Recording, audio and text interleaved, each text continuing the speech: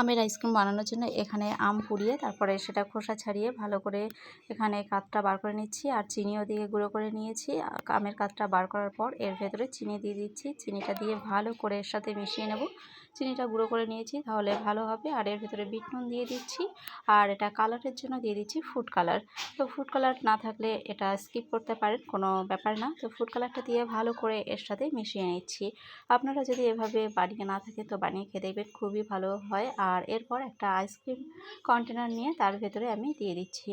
তো এগুলো সবগুলো দেওয়া হয়ে গেছে। আর এরপর আমি এই ঢাকনা দিয়ে মুখটা বন্ধ করে নিচ্ছি। আর এরপর আমি 12 থেকে 14 ঘন্টা মতো ডিপ ফ্রিজে রেখে দেবো। তো এটা হয়ে গেছে, এবার ডিপ ফ্রিজে রেখে দিয়েছি। তো পরের দিন আমি এটা বার করে নিচ্ছি, দেখুন কত সুন্দর হয়েছে, আর খেতে এটা দুর্দান্ত হয়েছে।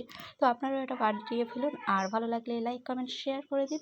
তো এই ভিডিওটা কেমন লাগলো প্লিজ কমেন্টে জানাবেন। তো আজকের মতো এখানেই টাটা, বাই।